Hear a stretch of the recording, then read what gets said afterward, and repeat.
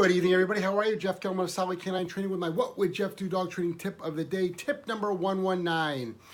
Today we put up a short video of one of the board and trained dogs. It's a German Shepherd with its owner, and the dog came in highly reactive, highly anxious, and the video just shows the dog, the owner, working the dog around other dogs and not being reactive and being nice and calm.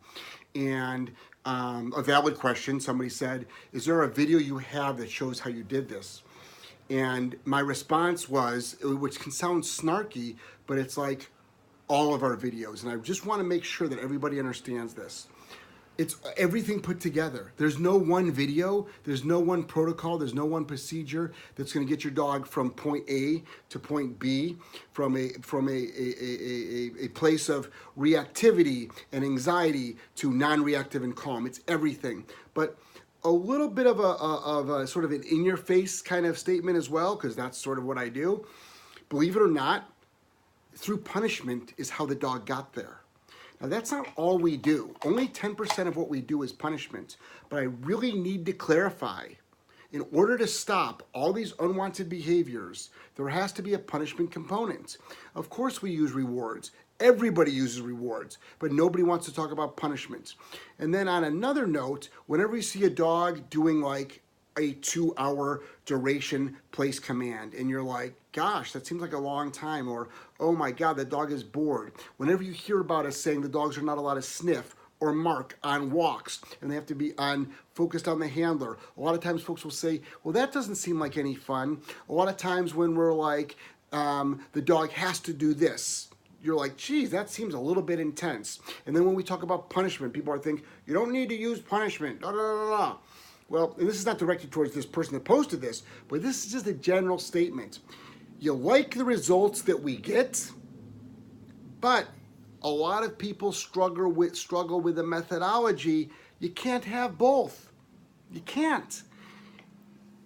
The reason why we get the results that we do is because of our whole philosophy, which includes a permission-based training protocol lifestyle. It controls very black and white between yes and no. Our yeses are powerful and our nos are powerful. It includes lots of duration work, meaning teaching a dog to do a lot of nothing even when it doesn't want to do a lot of nothing.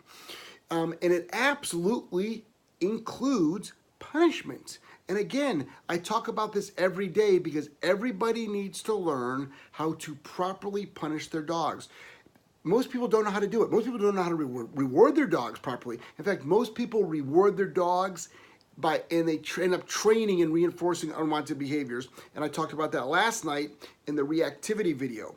But every single dog owner out there should learn how to properly reward, which is fun, but also properly punish, which everybody struggles with. But that's how dogs get from point A to point B, and you're going to hear a lot of nonsense. I don't allow it down below about you don't need to do that at all. Dogs don't need to be punished. What they're thinking of is being abusive. No, you don't have to be abusive, but punishment is fact. And I will talk about this every single day of my life because owners are left hanging, owners are being lied to, owners are struggling, and it's so important that folks understand that that is a very key component when you want to stop unwanted behaviors. In fact, it's the only way to stop an unwanted behavior.